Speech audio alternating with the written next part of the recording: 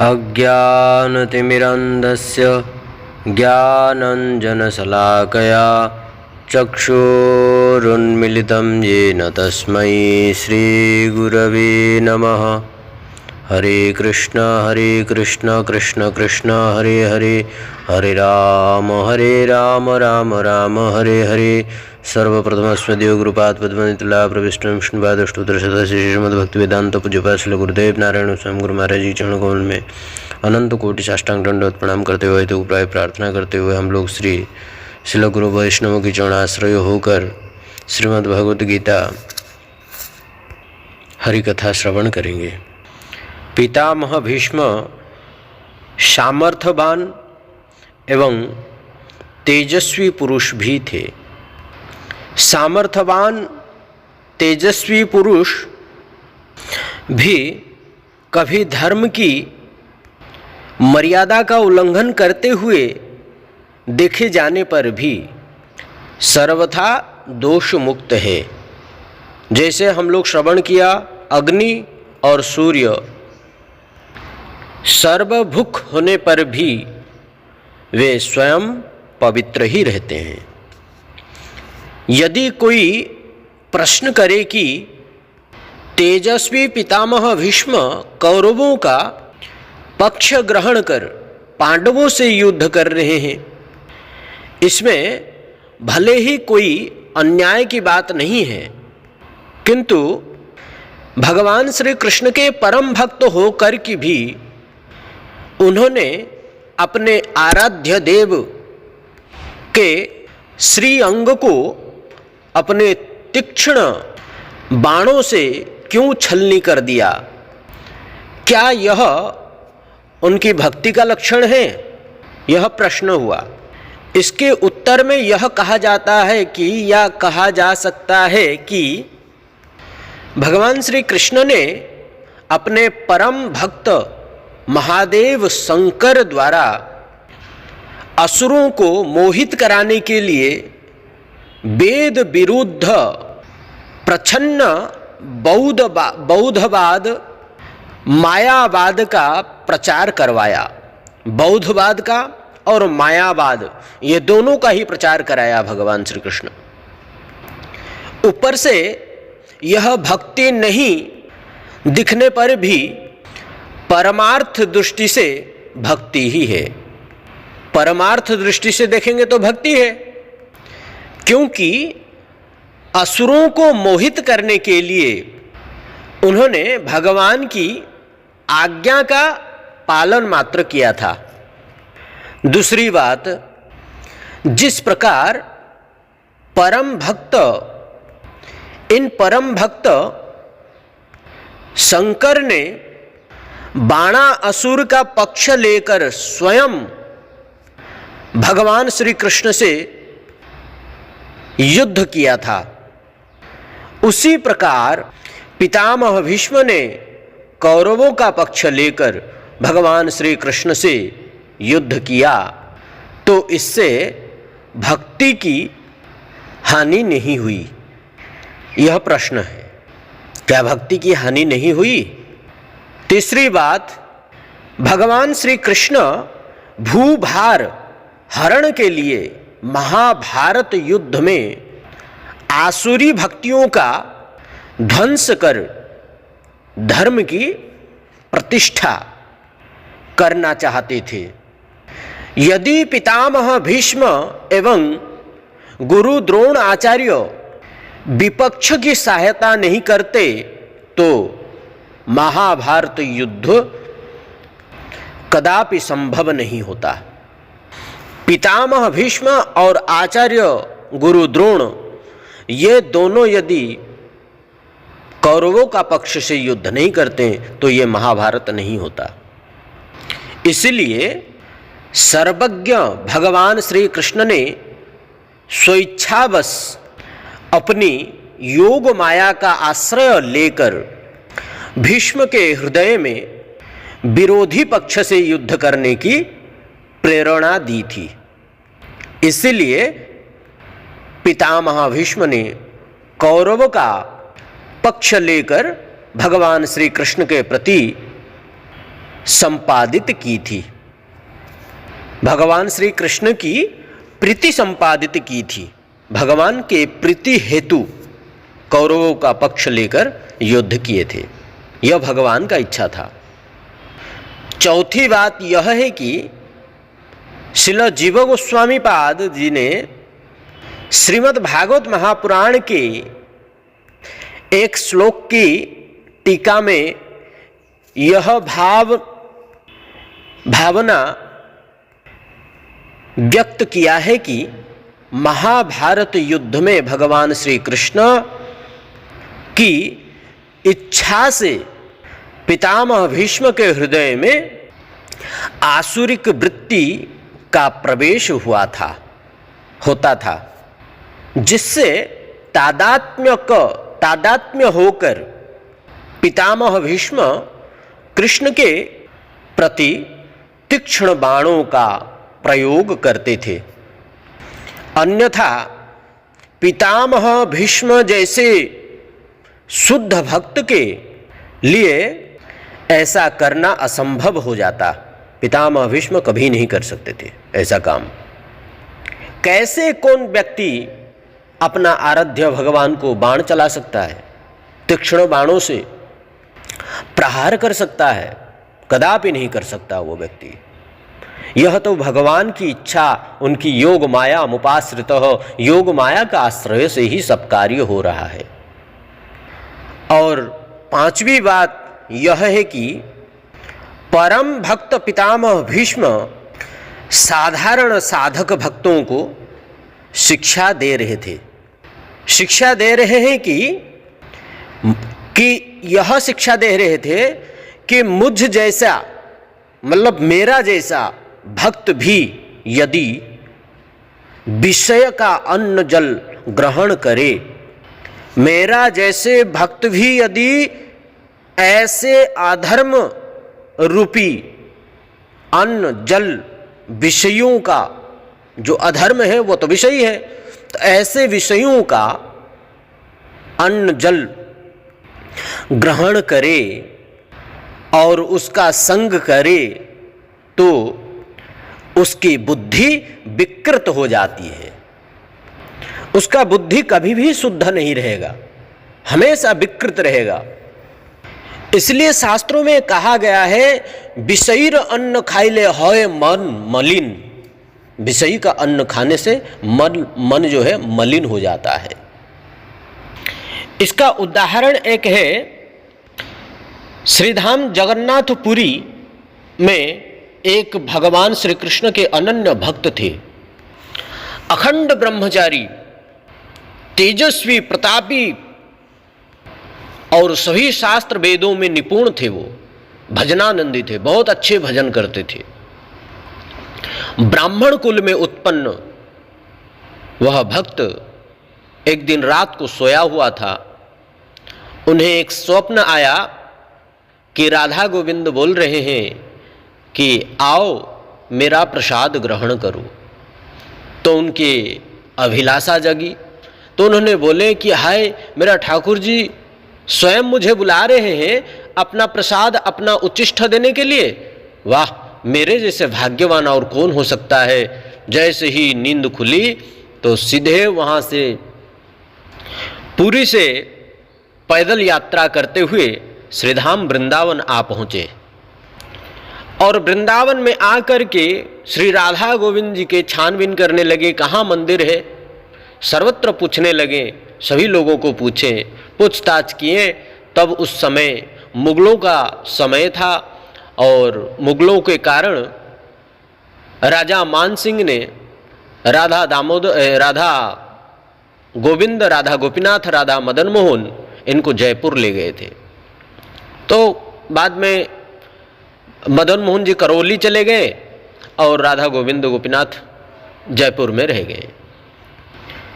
तब यह सुनकर उनका मन में व्याथा हुआ और फिर चल दिए जयपुर की ओर पैदल यात्रा। सीधे चलते चलते चलते चलते जयपुर पहुँचे। जयपुर पहुँचने के बाद वहाँ भी पता लगाएं कि यहाँ राधा गोविंद जी है और राधा गोविंद मंदिर में गए और प्रणाम किए, स्नान आदि पवित्र होकर प्रणाम किए, प्रणाम करके भजन साधन त्रिसंध्या किए। करने के बाद सारे बात पुजारियों को बताए। वहाँ का पुजारी बोले ठीक है बाबा, आप यहाँ पर विश्राम कीजिए, आपको प्रसाद मिलेगा, आप यहाँ रहिए। एक सेवा ले लिए उन्होंने, सेवा ले लिए, सोहनी सेवा अर्थात झाड़ू लगाने का सेवा, माला बनाने का सेवा उन्होंने ले लिए। और प्रत्येक दिन श्री राधा गोविंद जी का अधरामृत को पान करके, प्रसाद को पान करके, पा करके बड़े आनंद पूर्वक भजन करते थे, बड़े आनंद पूर्वक भजन करते थे। प्रसाद में भगवत बुद्धि होना चाहिए। यदि प्रसाद में भोग बुद्धि हुआ, वही प्रसाद जहर बन जाएगा। ये ध्यान रखिए, प्रसाद में प्रसाद की बुद्धि होना चाहिए, भगवत बुद्धि होना चाहिए। और यदि प्रसाद में निज इंद्रिय सुखों के लिए, केवल इंद्रिय का सुख के लिए यदि हम उसको प्रसाद को ग्रहण कर रहे हैं, भोग बुद्धि पेट भरने के लिए खा रहे हैं हम, तो वही प्रसाद विष बन जाएगा। सोच लीजिए, क्योंकि जो भोग रूपी बुद्धि है ये काल सर्प है। और दूध जितने भी अच्छा रहे, अगर सर्प का मुंह मार दिया, सर्प ने मुंह मार दिया, तो उसका जिह्वा से जहर ही उगलेगा और वह दूध को जो पान करेगा वो मरेगा। तो इसी प्रकार यदि हमारा इच्छा रूपी भोग जागृत हुआ, भोग बुद्धि से यदि हम उस प्रसाद को देखा, तो हमारा भोग रूपी काल सर्प रूपी दृष्टि के द्वारा उसका अंदर में जहर गया, और वह जहर क्या बन गया? विषयी बन गया, विष बन गया। और उस विष को पान करके विषयी भोगी बन जाता है, फिर मरता है वो, फिर उसका पतन होता है। तो इसलिए भगवत बुद्धि से ही प्रसाद को ग्रहण करना चाहिए, ना कि भोग की बुद्धि से प्रसाद को ग्रहण करना चाहिए। खबरदार, कभी भी भोग बुद्धि से प्रसाद को ग्रहण मत कीजिए। यदि भगवत बुद्धि से यदि प्रसाद को ग्रहण किया जाए, तो हमारा अनंत अनंत जन्म का जो किया हुआ कर्म का फल पाप, वह सब विनिष्ट हो जाएगा, नष्ट हो जाएगा, और एक न एक दिन शुद्ध हो जाएगा जीव, और भगवत प्राप्ति, भगवत का प्रेम प्राप्ति कर सकता है, भक्ति, शुद्ध भक्ति को प्राप्त कर सकता है और भगवत धाम जा सकता है। प्रत्येक दिन माला बनाए, सोहनी सेवा, झाड़ू लगाना इत्यादि करते हुए बड़े आनंद पूर्वक राधा गोविंद जी के प्रसाद को ग्रहण करके मग्न में रहते थे। सदा सर्वदा भगवान श्री कृष्ण का हरे कृष्ण कृष्ण कृष्ण हरे हरे, हरे राम राम राम हरे हरे, नित्य निरंतर भगवान का नाम जप करने लगे। और वे स्वयं अपने भाव दशा में रहते थे, सदा सर्वदा भगवान राधा गोविंद जी के भाव दशा में रहते थे, प्रेम में रहते थे। उनका मुखमंडल सदैव खिला हुआ रहता था, जिस प्रकार एक परिस्फुट पुष्प की भांति प्रसन्न चित्त रहता था उनका मुखमंडल। एक दिन की बात है, कोई एक राजा आकर वहां पर 56 भोग लगाया राधा गोविंद जी को। 56 भोग जब लगाया, तब वही प्रसाद, अनेक प्रसाद लगा हुआ था, बहुत सारे भोग लगा हुआ था, 56 भोग लगा हुआ था। तो सब कोई प्रसाद पा लिए। पाने के बाद महाराज जी प्रसाद पा रहे थे। जैसे ही पा रहे थे, देखे कि आज बहुत अच्छा प्रसाद है, अन्य दिन के अपेक्षा आज कुछ ज़्यादा ही खा लिए, स्वाद में ज़्यादा ही खा लिए। और जिसके फलस्वरूप रात को सोए हुए थे वे अखंड ब्रह्मचारी, तेजस्वी ब्राह्मण, भक्त, कृष्ण भक्त, परम वैष्णव, रात्रि के समय उनके स्वप्न दोष हुआ और उनका विकार हो गया। जैसे ही विकार हुआ, उनका मन भी विकार, उनका बुद्धि भी विकार होने लगा। अरे ये क्या हुआ? हमने तो भगवान का प्रसाद पाया, ऐसा क्यों? ब्राह्मणों को जाकर के पूछा, हे ब्राह्मण देवता आप बोलिए, हे पुजारी देवता आप बोलिए कि इस प्रकार क्यों हुआ? बोलते हैं आप प्रत्येक दिन के भांति कल का प्रसाद ग्रहण नहीं किए थे, जिसके चलते हुआ इसमें आपका इंद्रिय सुख था। थोड़ा ज़्यादा खा लेंगे, चटपटा बना है, बहुत अच्छा बना है, ज़्यादा खा लेंगे, यही इंद्रिय सुख है। आप प्रसाद के भांति नहीं बल्कि भोगों के भांति आपने ग्रहण किया, अन्न दिन के भांति नहीं, भोगों के। और वही भोग रूपी विष उसी प्रसाद में स्पर्श हुआ, वो जहर बन गया, विष बन गया, आपका विकार हो गया। अब मैं क्या करूं? कोई साधु शुद्ध हो तो उनका दर्शन करो, उनकी आज्ञा से आप उनका मार्गदर्शन करो, तब जाकर के वो मार्ग, जिस मार्ग में दर्शन कराएंगे उसी मार्ग में आप दर्शन करो, उसी मार्ग को दर्शन करो, आपका उससे कल्याण होगा। यह कहने लगे। वे कहाँ मिलेंगे? तो सीधे चले जाओ वृंदावन, काम्यवन चले जाओ। काम्यवन में बहुत सिद्ध महात्मा जय कृष्णदास बाबा जी महाराज जी हैं, और उनसे आज्ञा लो। उस समय का सिद्ध महात्मा थे उस समय बाबा जियों में।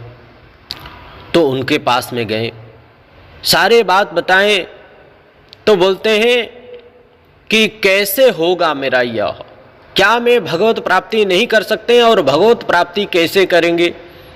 तो कहते हैं कि एक सूखा लकड़ी काटो, और एक मैंने पेड़ से एक लकड़ी काट करके ले आओ सूखा, और एक गीला वाले ले आओ, दोनों को पानी में डालो। क्या हुआ देखो? बोलते हैं कि गीला वाला डूब गया और सूखा वाला जो है तैर गया।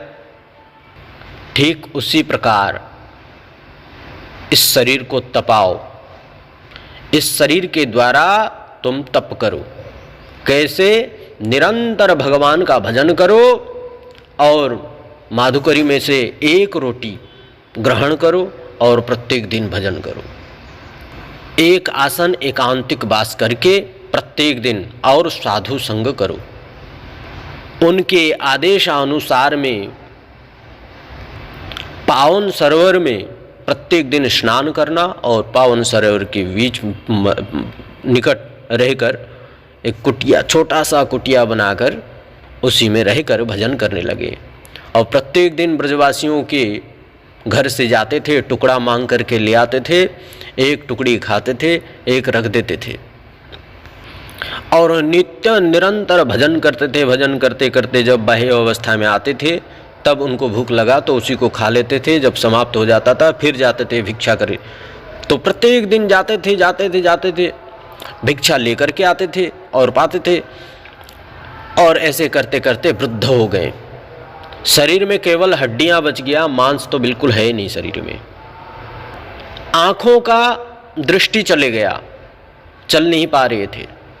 फिर भी जिस तरह से जा कर के ले आते थे प्रसाद और माधुकरी ले कर के आके खाते थे और भजन करते थे। एक दिन की बात, जा रहे थे, पत्थर से ठोकर लगा, गिर पड़े और उठ नहीं पाए। जैसे ही नहीं उठ पाए, ब्रजवासी लोगों ने देखें कि बाबा आ नहीं रहा है, ये क्या हो गया बाबा को, आज बाबा क्यों नहीं आ रहे हैं, क्या हो गया? सब ब्रजवासी लोगों ने अपने अपने टुकड़ा लेकर के आए, और जैसे आए देखे कि बाबा का तो शरीर ठीक नहीं है, गिर पड़े हैं, उनका पैरों में बहुत चोट लगा हुआ है, शरीर में चोट लगा हुआ है, जा नहीं पाएंगे। तो इसलिए उनको ला करके रोटी दिए। तो वह रोटी बाबा ग्रहण नहीं किया। बोला कि यह रोटी यदि हम ग्रहण करेंगे तो यह मेरे लिए भोग हो जाएगा। क्यों?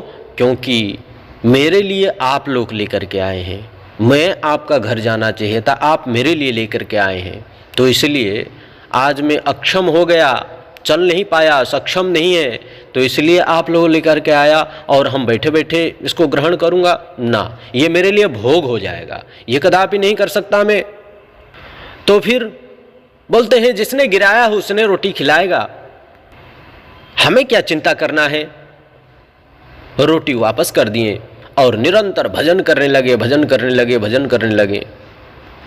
यह देखकर राधा रानी बोलने लगी कि देखो, अरे कोई एक ऐसा सखी है मेरा जो निरंतर मेरा भजन कर रही है। क्योंकि हरे मतलब राधा, हरे मतलब राधा, कृष्ण मतलब कृष्ण। पहले हरे बोलता है। जो हरे शब्द बोल रहे हैं इनका अंदर में इतना व्याकुल है, इतना विरह है। वह विरह रूपी बाण राधा रानी की मन को छूती थी कि जाओ, कोई मुझे पुकार रही है, देख करके आओ। जैसे ही देख करके आए कि बाबा भजन कर रहे हैं, तो ललिता विशाखा को प्रसाद बना करके राधा गोविंद जी के उच्चिष्ठ को ले करके दिए, ललिता विशाखा ला करके दिए। तो ललिता विशाखा बोली कि बाबा यह रोटी ग्रहण कर लो, यह प्रसाद ग्रहण कर लो। तो बोलते तुम कहाँ से आई हो? हम तो कहीं से नहीं, हम तो ब्रज की हैं। तो तुम्हारा नाम क्या है? मेरा नाम ललिता और मेरा नाम विशाखा। तो इस प्रकार दोनों बोलने लगी। और यह प्रसाद राधा गोविंद जी को भोग लगा हुआ है। बोलते हैं अरे वाह, राधा गोविंद जी को भोग लगा हुआ है। तो बोलते हैं हाँ, तो मैं तुम लोग को देखूंगा तब जा कर के ये प्रसाद को ग्रहण करूंगा। अब राधा रानी को तो पता थी कि ये बिना देखे ग्रहण करेंगे नहीं। तो राधा रानी एक अंजन दिए थे और वह अंजन आँखों में लगा दिए थोड़ा सा, और ललिता विशाखा अंतर ध्यान हो गए प्रसाद वहाँ रख करके। जैसे ही अंतर ध्यान हो गए और इनका दिव्य दृष्टि आया, जैसे ही दिव्य दृष्टि आया देखा प्रसाद, हाँ राधा गोविंद जी का प्रसाद तो यहाँ कैसे आया। जैसे ही वो प्रसाद को ग्रहण किए, पूरे जयपुर का राधा गोविंद जी का प्रसाद का याद आया, स्मरण आ गया कि यह प्रसाद तो मैं राधा गोविंद जी का प्रसाद मैं जयपुर में ग्रहण करता था, आज यहाँ पर अर्थात मेरे राधा गोविंद जी स्वयं ललिता विशाखा के द्वारा ही भेजाए हैं। इसके बाद बोल दिए कि आज के बाद मेरा भजन, मेरा ठाकुर जी, मेरा राधा रानी ठाकुरानी को और मेरे ठाकुरानी के दासियों को इतना कष्ट पहुंचाया, मैं आज के बाद प्रसाद ग्रहण नहीं करूंगा। प्रसाद को त्याग कर दिया उन्होंने और निरंतर भजन करने लगे। प्रसाद को त्याग करके आज के बाद मैं कभी प्रसाद का आशा नहीं रखूंगा, किसी प्रकार का आशा नहीं रखूंगा। मेरा आशा यदि किसी को कष्ट देता है, दुख देता है, उनके भजन में बाधा डालता है, यदि उनका सेवा में बाधा उत्पन्न करता है, तो ऐसा भोग, ऐसा इच्छा मुझे कभी नहीं चाहिए। तो इस प्रकार कहते हुए प्रसाद को त्याग कर दिए। निरंतर हरे कृष्ण कृष्ण कृष्ण हरे हरे, हरे राम राम राम हरे हरे, इस प्रकार निरंतर कीर्तन करने लगे। और कीर्तन करते करते करते करते ललिता विशाखा के द्वारा उनको अंजन के द्वारा, अंजन आँखों में लगाए थे काजल, तो इसके द्वारा उनको दिव्य दृष्टि तो था। अंत समय उनको युगल किशोर और चारों ओर से गोपियाँ, गोप गोपी गौ गोवर्धन द्वादश बनात्म ब्रजमंडल धाम संपूर्ण रास मंडल उनको दर्शन हुआ। और उसी समय ही उनको देखते हुए शरीर यहीं पर ही पड़ा रह गया और बस उनका लीला में प्रवेश हो गए, उनके लीला में ही प्रवेश हो गए। ऐसे अद्भुत अद्भुत महान महान संत थे उस समय।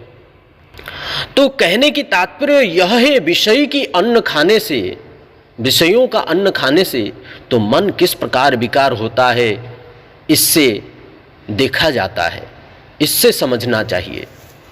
इसलिए खबरदार, भक्तों को कभी भी विषयों का अन्न ग्रहण नहीं करना चाहिए, ऐसे ही अपना जीवन निर्वाह करना चाहिए।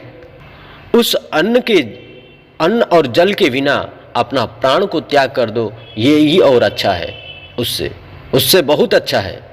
परंतु ऐसा विषयों का अन्न को ग्रहण नहीं करना चाहिए, इससे संपूर्ण बुद्धि नष्ट हो जाता है। इसलिए यहाँ पर पितामह भीष्म यह कहना चाहते हैं, मुझ जैसे भक्त व्यक्ति भी क्यों ना हो, यदि विषय का अन्न जल ग्रहण की करे अथवा उनका संग करे, तो उसकी बुद्धि सदैव सदा सर्वदा विकृति हो जाता है, विकार हो जाता है, उसी विषय में ही मलिन हो जाता है। जिस विषयों का संग किया है, जिस विषयों का अन्न खाया है, उसी अन्न में ही बंध जाता है। बद्ध मतलब क्या है? बंधना, बंध जाता है और उसका विवेक नष्ट हो जाता है। जब विवेक बुद्धि नष्ट होगा तो उसका निश्चित पतन हो जाएगा। अपराध करेगा, पाप करेगा, पतन हो जाएगा, अधर्म के रास्ता में चलेगा, अधर्मी बनेगा। अधर्म का फल क्या है? पतन तो है, पतन हो जाएगा। छठी बात यह है कि जिस प्रकार भगवान ने जय विजय की यह इच्छा जानकर कि वे मेरी युद्ध लालसा को पूर्ण कर मुझे तृप्त करना चाहते हैं, सनकादि ऋषियों को आकर्षित किया और विरोधी का भाव संचार करने के लिए उनसे जानबूझकर अभिशाप दिलवाया। सनकादि के द्वारा अभिशाप जय विजय को मिला, जिसके कारण हिरण्याक्ष हिरण्यकशिपु बने। फिर दूसरे द्वापर में, त्रेता में रावण कुंभकर्ण बने और शिशुपाल दंतवक्र बने। द्वापर में, कलयुग में जगाई मधाई बने। इस प्रकार जानबूझकर उन्हें श्रापग्रस्त दिया, श्रापग्रस्त करवाएं, अभिशाप दिलवाया। यह अभिशाप वास्तविक अभिशाप नहीं, बल्कि यह अभिशाप भी एक दिखावा ही था। भगवान का भक्त के मन में यदि कोई इच्छा होता है तो भगवान उस इच्छा को तुरंत ही समाप्त करते हैं, नहीं तो वही इच्छा ही उसका भक्ति का बाधक बनता है। सबसे पहले वही इच्छा को ही संपूर्ण रूप से समाप्त करते हैं वो। श्री वैकुंठ में ना तो क्रोध और ना ही अभिशाप होता है। कोई किसी को शाप नहीं दे सकता, और वैकुंठ में क्रोध बोल करके नाम कोई चीज है नहीं। वहाँ केवल आनंद ही आनंद है।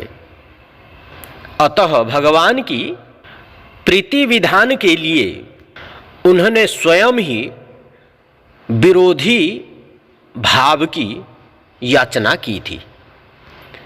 इससे उनकी भक्ति की कोई हानि नहीं हुई। यदि पितामह भीष्म भगवान श्री कृष्ण को प्रसन्न करने के लिए, भगवान श्री कृष्ण को प्रसन्न करने के बदले उन्हें बद्ध करने की इच्छा से तनिक भी विरोधी व्यवहार करते, तो इस प्रकार का भाव यदि रहता तो भक्त पद से, वो परम भक्त है, वह भक्त पद से सदा सर्वदा के लिए पतन हो जाते। ऐसा भाव पितामह भीष्म के अंदर में नहीं थी कि मैं भगवान का वध कर दूं, भगवान को तीक्ष्ण बाणों से मारकर छिन्न भिन्न कर दूं। ऐसा भाव पितामह भीष्म के अंदर में नहीं थी। अगर होते तो वह भक्त पद से सदा सर्वदा के लिए पतन हो जाते। पितामह भीष्म ने महाभारत युद्ध में भगवान श्री कृष्ण की स्तुति की है, भगवान की स्तुति की है, जिसका वर्ण श्रीमद् भागवत महापुराण प्रथम स्कंद का 9वें अध्याय में है। इस स्तुति को कल हम लोग श्रवण करेंगे। आज यही वाणी को विराम करते हैं। देखो, श्रीमद् भगवद गीता कितने रसमयी ग्रंथ है, कितने अच्छे ग्रंथ है। इसको जब तक समझेंगे नहीं तब तक हम भक्ति में प्रवेश भी नहीं कर सकते हैं। इसलिए श्रीमद् भगवद गीता को सब कोई श्रवण कीजिए। आप सब शुद्ध भक्त तो श्रवण करते ही हैं, परंतु अन्य लोग जो लोग श्रवण नहीं किए उन तक भी पहुंचाने के प्रयास कीजिए, शुद्ध भक्त बनाने की प्रयास कीजिए। आप सबका यही कृपा उनके ऊपर बना रहे। और हम पर भी बना रहे, हम सबके ऊपर भगवान का कृपा बना रहे, साधु गुरु वैष्णव की कृपा हम सबके ऊपर बना रहे। आज यही वाणी को विराम करते हैं। आप सबका प्रेम ऐसा ही इस दास के ऊपर बना रहे। किसी प्रकार का कोई त्रुटि, किसी प्रकार का कोई अपराध हुई हो तो क्षमा कर दीजिएगा आप सब। आज यही वाणी को विराम। श्री राधा विनोद बिहारी की चरण कमल में, श्री राधा मदन गोपाल जी की चरण कमल में समर्पण। हरे कृष्ण, दंडवत प्रणाम, राधे राधे।